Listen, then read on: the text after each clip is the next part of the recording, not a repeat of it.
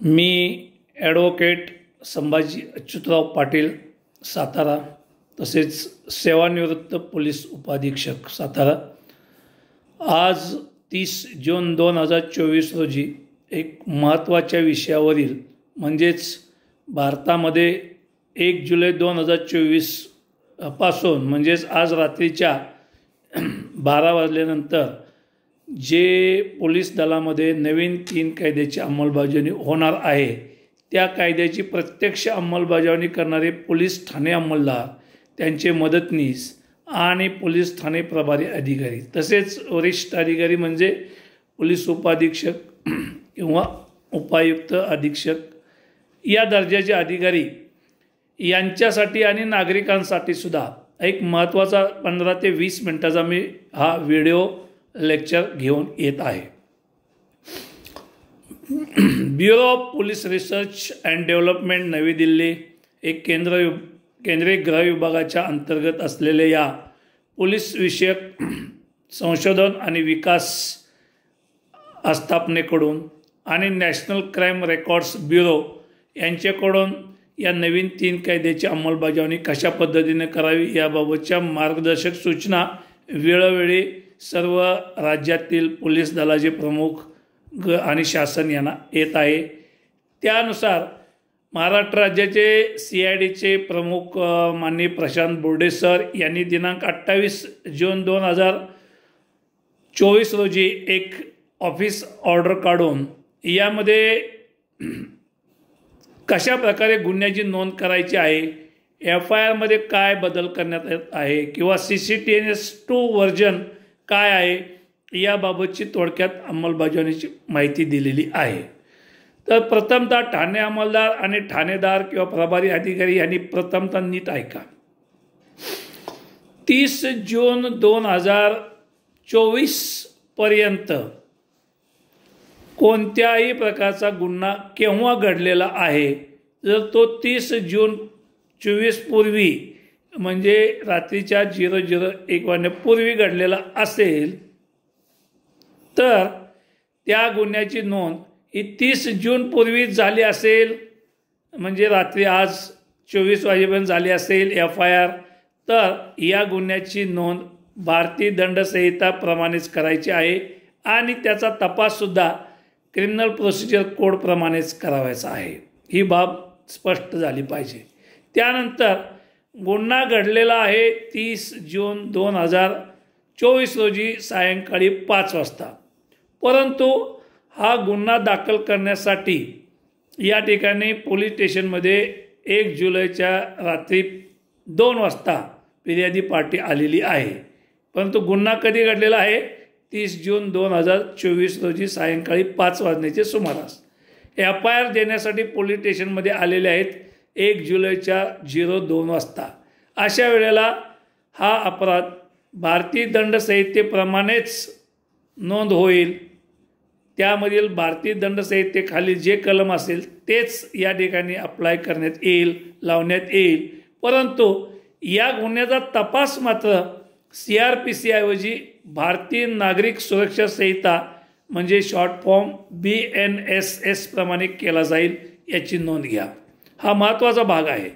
आणि तिसरी बाब म्हणजे 1 जुलै नंतरच गुन्हा घडलेला आहे, 1 जुलै नंतरच FIR देण्यासाठी फिर्यादी किंवा तक्रारदार पोलीस स्टेशनला आलेले आहेत, तर या गुन्ह्याची नोंद, अपराधाची नोंद ही भारतीय न्याय संहिता 2023च्या म्हणजे BNS प्रमाणे केली जाईल आणि तपाससुद्धा भारतीय नागरिक सुरक्षा संहिता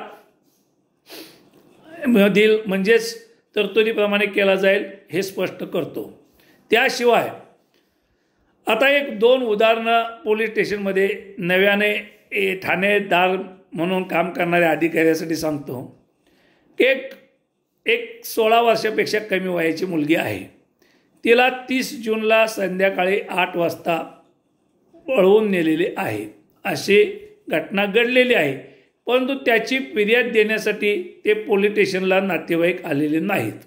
त्यांनी त्यांच्या वैयक्तिक पातळीवर त्या मुलीचा शोध घेत असताना त्यांना त्या ठिकाणी 1 जुलैला दुपारी 12 ते 2 वाजण्याच्या सुमारास एका हॉटेलमध्ये ते मुलगा एक आणि एक त्यांची मुलगी सापडते आणि ते पोलीस स्टेशनमध्ये FIR देण्यासाठी येतात. तेव्हा काय करायचे, कारण गुन्हा 2 प्रकारे घडलेला आहे बघा. हॉटेलवरती लैंगिक अत्याचार झालेला आहे. पहिला गुन्हा जो घडलेला आहे पळवून नेण्याचा, तो भारतीय दंडसंहिता 363 खाली दाखल करणे आवश्यक आहे आणि तो गुन्हा केव्हा घडलेला आहे, 30 जूनच्या सायंकाळी 10 वाजण्याच्या सुमारास घडलेला आहे.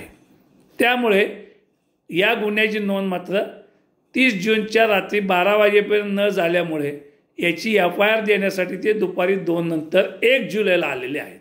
तर इथे भारतीय न्याय संहिता प्रमाणे लैंगिक अत्याचाराचा कलम लावण्यात येईल आणि भारतीय दंडसंहितेमधील मुलीला पळवून नेल्याबद्दल 363 जे कलम आहे ते सुद्धा लावण्यात येईल.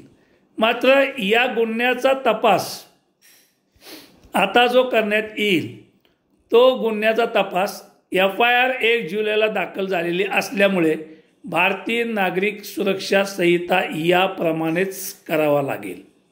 या ठिकाणी दोषारोपपत्र पाठविताना मात्र पहिला जो अपराध घडला आहे 30 जून 2024 रोजी रात्री 10 वाजता 363 भारतीय दंडसंहिता खालील याचा वेगळा चार्ज ठेवावा लागेल आणि भारतीय न्याय संहिता कलम 65 मधील जी लैंगिक अत्याचाराचा गुन्हा त्याबरोबरच पोक्सो ॲक्टमधील अपराधाचा गुन्हा हा 1 जुलै रोजी घडलेला असल्यामुळे व त्याची नोंदसुद्धा 1 जुलैनंतर झाली असल्यामुळे यामध्ये 2 कायद्यांचं दोषारोप एकाच गुन्ह्यामध्ये वेगवेगळ्या पद्धतीनं ठेवावं लागेल. कारण प्रत्येक स्वतंत्र अपराधासाठी स्वतंत्र चार्ज ठेवण्याची कायदेशीर तरतूद आहे. म्हणून 30 जूनच्या रात्री 10 वाजेपर्यंत घडलेल्या भारतीय दंडसंहिता 363च्या गुन्ह्यासाठी जो दोषारोप पहिल्या पॅराग्राफमध्ये,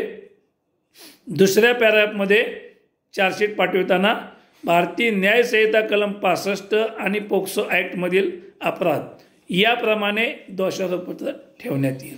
तपास मात्र भारतीय नागरिक सुरक्षा संहिता या तरतुदीप्रमाणेच केला जाईल याची दक्षता घ्या. कारण या ठिकाणी गुन्हा नोंद झालेला आहे तो 1 जुलैनंतर किंवा 1 जुलै रोजी झालेला आहे, हे भाग आहे. त्याशिवाय आणखीन एक काल्पनिक उदाहरण बघा, परंतु ते आपल्याला फेस करावं लागू शकतं.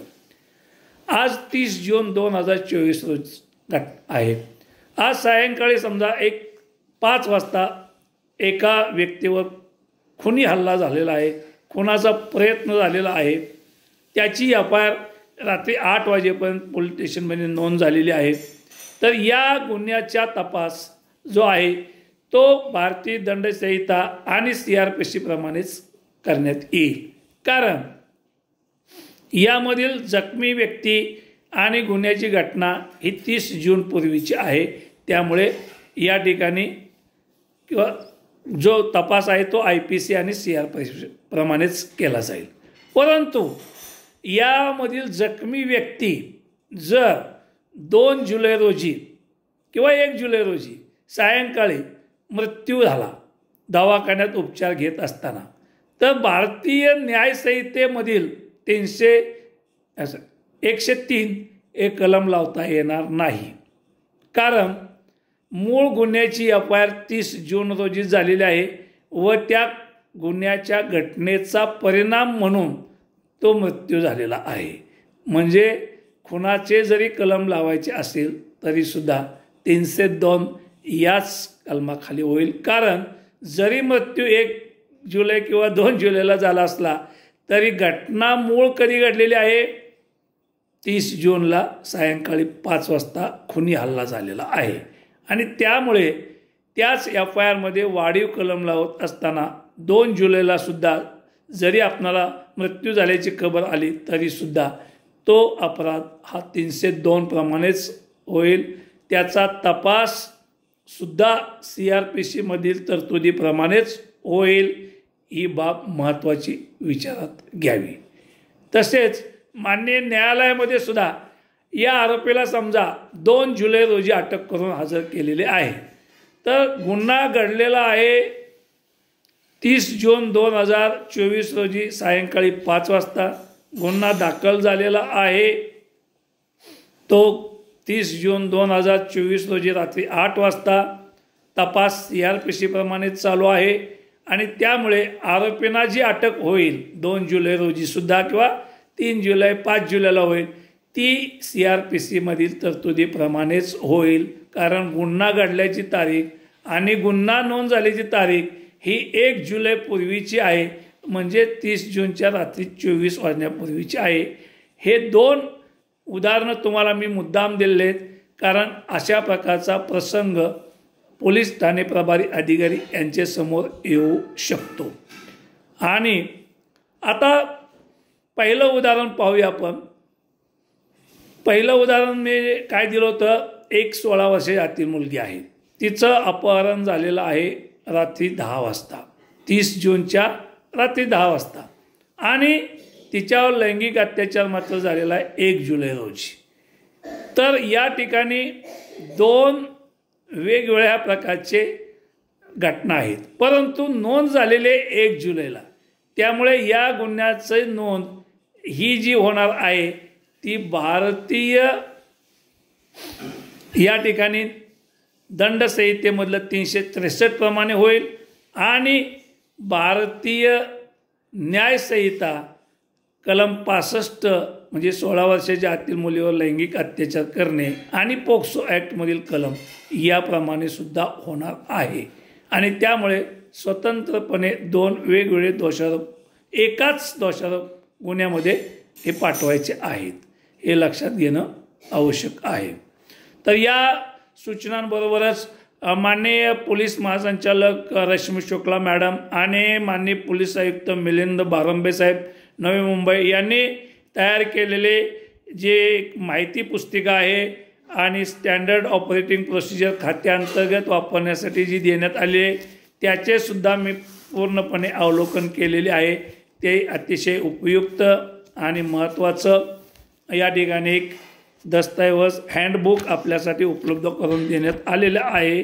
तथापि त्यामध्ये सुद्धा काही बाबींची दुरुस्ती आणि सुधारणा आवश्यक आहे असं माझ्या निदर्शनास आलेलं आहे। आता FIR बाबत सुरुवातीला सांगतो की ठाणेदार आणि ठाणे अंमलदार आणि ठाणे प्रभारी अधिकारी यांच्यापुढे जेव्हा एखाद्या गुन्हा हा दखलपात्र स्वरूपाचा आहे किंवा नाही हे जेव्हा निश्चित करायचं आहे तेव्हा 173(3) मधील तरतुदीप्रमाणे उदाहरणार्थ फसवणुकीची तक्रार आहे, 2 पार्टनर आहेत, दोघा पार्टनरनी एक ॲग्रीमेंट केलेलं आहे की एका बँकेमध्ये आपल्याला जे संयुक्त खातं आहे या संयुक्त खात्यावरती एका वेळेला जास्तीत जास्त 2 लाख रुपयेचं म्हणजे जमा करणे किंवा 2 लाख रुपये काढण्यापर्यंतची मर्यादा करण्याचं ॲग्रीमेंट केलेलं आहे। परंतु एक पार्टनर हा काय करतो, बनावट सही करून आपल्या पार्टनरची बँकेमध्ये पत्र देतो की या व्यवहाराची मर्यादा आता 5 लाख रुपये करण्यात आलेली आहे आणि बँक ते ॲक्सेप्ट करतात आणि बँकेमध्ये व्यवहार चालू होतो आणि काही दिवसानंतर लक्षात येतं की या ठिकाणी 5 लाखाची तरतूद करून आपली फसवणूक होत आहे। जेव्हा असा एक पार्टनर तक्रार देण्यासाठी येतो की माझी बनावट सही केलेली आहे आणि माझी फसवणूक झालेली आहे, तेव्हा हा दखलपात्र गुन्हा आहे किंवा नाही हे जरा चौकशी करण्यासाठी आपणाला 3 वर्ष ते 7 वर्षापर्यंतची शिक्षा असलेल्या अपराधामध्ये तो मोडतो आहे। 420ला जास्तीत शिक्षा 7 वर्ष आहे, 406ला विश्वासघाताला जास्तीत शिक्षा 3 वर्ष आहे। त्यामुळे प्राथमिक चौकशी करण्याचा अधिकार पोलीस ठाणे प्रभारी अधिकारी यांना आहे, परंतु यासाठी पोलीस स्टेशनमध्ये एक स्वतंत्र असं रजिस्टर ठेवायला सांगितलेलं आहे। हे BPRND कडून आलेल्या स्टँडर्ड ऑपरेटिंग प्रोसिजरमध्ये आहे। त्याबाबतचं विहित नमुना तयार करण्याचं मार्गदर्शक विहित नमुना रजिस्टरचा करण्याचं काम माननीय पोलीस महासंचालक कार्यालयावर सोपवलेलं आहे आणि त्यांच्याकडून एक विहित नमुन्यामधील आपल्याला रजिस्टर प्राप्त होईल। तथापि मी या ठिकाणी आपल्याला सुचवू इच्छितो की असं पोलीस स्टेशनमध्ये तात्पुरतं रजिस्टर आपण चालू करा। यामध्ये आपण जे रजिस्टर चालू करणार आहे त्याला पोलीस अधीक्षक कार्यालयामधले सही शिक्के पेजिंग वगैरे जे काय फॉर्मॅलिटी आहे ती पूर्ण केली पाहिजे। यामध्ये ज्या तक्रारदाराची तक्रार प्राप्त झालेली आहे त्या तक्रारदाराचं नाव, त्याच्या विरुद्ध ज्याचा संशय ज्याच्यावर संशय आहे त्याचं नाव, थोडक्यात तपशील आणि यामध्ये प्रथमदर्शनी प्राथमिक चौकशी BNSSच्या कलम 173 प्रमाणे करणे आवश्यक आहे। कारण हा फसवणूक आहे का विश्वासघात आहे का दिवाणी स्वरूपाचा दावा आहे याबाबत खात्री होत नसल्यामुळे माननीय पोलीस उपअधीक्षक आणि त्यावरील दर्जाचे अधिकारी यांना अशा प्रकारची परमिशन घेऊन ही प्राथमिक चौकशी करण्याची तरतूद केलेली आहे। अशी प्राथमिक चौकशी करण्यासाठीची परवानगी पोलीस उपअधीक्षक किंवा त्यावरच्या अधिकाऱ्यांना मागितल्यापासून त्यांनी ती 24 तासामध्ये दिली पाहिजे। अशा प्रकारची तरतूद या SOP मध्ये केलेली आहे। जर 24 तासामध्ये पोलीस उपअधीक्षक किंवा अपर पोलीस अधीक्षक यांनी परवानगी दिली आहे किंवा नाही याचा कोणताही पत्रव्यवहार प्राप्त झाला नाही तर ती परवानगी मिळालेली आहे असं गृहीत धरून पोलीस ठाणे प्रभारी अधिकारी यांनी 24 तासानंतर ही प्राथमिक चौकशी सुरू करायची आहे। त्याबाबत रजिस्टरमधल्या नोंदी, स्टेशन डायरीमधल्या नोंदी, कोणत्या साक्षीदारांना, कोणत्या फिर्यादीला, कोणत्या संशयित व्यक्तींना बोलवलेलं आहे, त्यांचे जबाब याबाबतचे संपूर्ण अभिलेख तयार करायचे आहेत। या चौकशीची मुदत 14 दिवस म्हणजे 2 आठवडे असल्यामुळे या ठिकाणी चौकशीचा रोजनामा लिहिला पाहिजे। हा महत्त्वाचा शब्द लिहून ठेवा, चौकशीचा रोजनामा लिहावा लागेल। कारण ही प्राथमिक चौकशी आहे। कोणत्या तारखेला कोणाला बोलावलं, कोणाचे जबाब नोंद केले, कोणते डॉक्युमेंट प्राप्त केले, कोणता दस्तऐवजी पुरावा प्राप्त केला, ओरल एव्हिडन्स प्राप्त केला किंवा लेखी जबाब घेतले, या सर्व बाबींचा तपशील या थोडक्यामध्ये रोजनाम्यामध्ये लिहावा लागेल। आणि ज्या क्षणी किंवा ज्या दिवशी प्राथमिक चौकशीच्या टप्प्यावर असताना गुन्हा दखलपात्र घडलेला आहे असं लक्षात येईल की ही सही बनावटच आहे, यामध्ये फोर्जरी झालेली आहे, फसवणूक झालेली आहे, त्या क्षणी हा गुन्हा दाखल करायचा आहे व त्याबाबत गुन्हा दाखल झाला आहे म्हणून उपअधीक्षक आणि त्यावरील दर्जाचे अधिकारी यांना माहिती द्यायची आहे आणि त्यांची यासाठी मान्यता मिळवायची आहे। आपणाला अति सावधानता बाळगायची असेल तर पोलीस उपअधीक्षक यांच्याकडून अशा प्रकारची मान्यता घ्या आणि मग FIR दाखल करा। कारण त्यांची मान्यता घेणे हा सुद्धा एक प्राथमिक चौकशी सुरू करण्याचा आणि प्राथमिक चौकशी अंतिम निष्कर्ष काढण्याचा अधिकार त्यांना आहे। त्याप्रमाणे ही प्रक्रिया मात्र पूर्णपणे 14 दिवसातच करायची आहे। या BPRNDकडून आलेल्या या प्राथमिक चौकशीच्या संबंधातील थोडक्यात मी सांगितलेलं आहे, त्या जर सूचना वाचल्या आणि त्याचं पालन करायचं जर तुम्हाला वाटलं तर ते निश्चितपणानं अवघड बाब आहे। कारण त्यापेक्षा सरळ दखलपात्र गुन्हा लवकरात लवकर दाखल करूया आणि या प्राथमिक चौकशीमधून आपली सुटका करूया असेच बऱ्याच पोलीस ठाणे प्रभारी अधिकारी आणि त्यांच्या आदेशाने नेमलेल्या चौकशी अधिकाऱ्यांना वाटेल। कारण 14 दिवसामध्ये अशी प्राथमिक चौकशी पूर्ण झाली नाही, अंतिम निष्कर्ष झाला नाही तर आणि त्या फिर्यादीला त्यानंतर 1 आठवड्यामध्ये चौकशीचा निष्कर्ष कळवला नाही लेखी स्वरूपात तर अशा चौकशी अधिकाऱ्याची आणि पोलीस ठाणे प्रभारी अधिकारी यांच्या विरुद्ध विभागीय चौकशी चालू करण्याचे आदेश या BPRNDच्या SOP मध्ये आहेत, म्हणजे स्टँडर्ड ऑपरेटिंग प्रोसिजरमध्ये आहेत। त्यामुळे या प्राथमिक चौकशीला प्राधान्य द्या, त्याच्यासाठी एक चांगलं रजिस्टर ठेवा आणि त्या रजिस्टरच्या संबंधातील ज्या काही नोंदी आहेत त्या परिपूर्ण करा, स्टेशन डायरीमध्ये नोंद करा, रोजनामा लिहा आणि याबाबत दर महिन्याला अप्पर पोलीस अधीक्षक आणि पोलीस अधीक्षक कार्यालयामध्ये किंवा पोलीस उपायुक्त कार्यालयामध्ये अशा प्राथमिक चौकशी एकूण या महिन्यामध्ये किती प्राप्त झाल्या, किती चौकशीमध्ये परवानगी घेण्यात आली होती, किती चौकशीमध्ये गुन्हा दाखल करण्यात आला, किती चौकशी अंती गुन्हा होत नसल्याचे तक्रारदाराला कळविण्यात आले, याबाबतचा संपूर्ण आढावा पोलीस अधीक्षक यांनी दरमहा घ्यायचा आहे. म्हणजे क्राईम मीटिंगमध्ये आणखीन एक मंथली क्राईम रिपोर्ट वाढलेला आहे असं आपण कृपया समजून घ्या. आणि त्यामुळे ही जबाबदारी प्रत्येक टप्प्यावर निश्चित करण्यात आलेली असल्यामुळं यामधून आपली कोणतीही सुटका नाही, यामध्ये कुठलीही पळवाट नाही, हे कृपया लक्षात घ्या. त्यामुळे FIR दाखल करणे, FIR दाखल करून योग्य रीतीने BNSSच्या तरतुदीप्रमाणे तपास करणे, तसेच ही प्राथमिक चौकशी अनुसूचित जाती जमाती अत्याचार कायद्याखालील अपराधामधील प्राथमिक चौकशी करता येणार नाही. जर यामध्ये SC ST ॲट्रॉसिटी प्रिव्हेन्शन ॲक्टमध्ये दखलपात्र गुन्हा घडला आहे असं दिसता क्षणी किंवा निदर्शनात येता क्षणीच त्याची FIR घ्यायची आहे. येथे प्राथमिक चौकशीची परवानगी नाही, कारण BNSSच्या कलम 2(L) मध्ये तपास म्हणजे काय याची व्याख्या करण्यात आलेली आहे.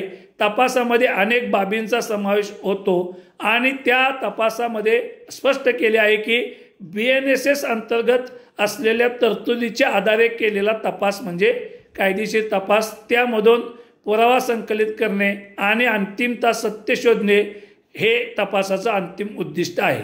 त्याखाली एक्सप्लेनेशन दिलेलं आहे. त्यामध्ये स्पष्ट केलेलं आहे की जर या BNSS मधल्या कोणत्याही तरतुदी असतील तर या तरतुदीच्या वरती विशेष कायद्यामधल्या तरतुदी या प्रभावी राहतील. म्हणजे स्पेशल ॲक्ट जेवढे काय आहेत, माझ्या माहितीप्रमाणे 7-8 आहेत. उदाहरणार्थ मोक्का कायदा हा स्पेशल ॲक्ट आहे, SC ST atrocity prevention act आहे, प्रिव्हेन्शन ऑफ करप्शन ॲक्ट आहे, narcotic drugs and psychotropic substances act आहे, PITA ॲक्ट आहे, त्यानंतर UAPA आहे, त्यानंतर इसेन्शियल कमॉडिटीज ॲक्ट आहे, इलेक्ट्रिसिटी ॲक्ट आहे, त्याशिवाय पोक्सो ॲक्ट आहे. या कायद्यामधील FIR घेताना मात्र प्राथमिक चौकशीची परवानगी नाही. हे कायमस्वरूपी आपल्या मनावर बिंबवून ठेवा, लक्षात ठेवा, अन्यथा आपण अडचणीत येणार. त्यामुळे BNSS मधल्या तरतुदी या स्पेशल ॲक्टच्या वरती नाहीत. त्या स्पेशल ॲक्टमधल्याच तरतुदी प्रभावी राहतील. उदाहरणार्थ मोक्का कायद्याखालील जी कलमं वाढवायची आहेत ती कलमं तुम्हाला मूळ गुन्ह्याला वाढवायची असतील तर माननीय DIG रँक किंवा ॲडिशनल CP रँकच्या अधिकाऱ्यांची मान्यता घेणे आणि चार्जशीट पाठवण्यापूर्वी ॲडिशनल DG रँकच्या अधिकाऱ्याची मंजुरी घेणे म्हणजे सँक्शन घेणे हे अनिवार्य आहे. ही बाब लक्षात घेतली पाहिजे. तसेच SC ST ॲट्रॉसिटी ॲक्टखालील FIR घेताना कलम 4 प्रमाणे आणि तरतुदीप्रमाणे पोलीस ठाणे प्रभारी अधिकारी यांनी ही FIR मधील मजकूर संबंधित फिर्यादीला वाचून दाखविलाच पाहिजे आणि वाचून दाखवल्यानंतर तो बरोबर असल्याची खात्री झाल्यानंतर त्याची सही घ्यायची आहे आणि त्यानंतर तो गुन्हा दाखल करायचा आहे. अन्यथा कलम 4 मधील निष्काळजीपणासाठी प्रशासकीय चौकशी अंती आपल्यावर कारवाई होऊ शकते.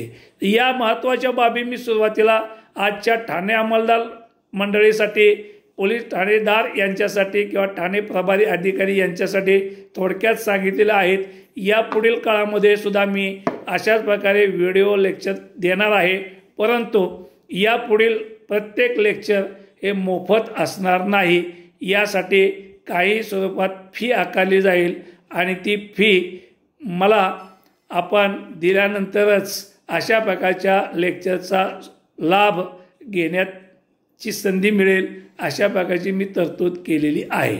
मी आहे ॲडव्होकेट संभाजी अच्युतराव पाटील, सेवानिवृत्त DYSP सातारा. 1 जानेवारी 2024 पासून या कायद्यांच्या सर्व बाजूंचा अभ्यास मी केलेला आहे.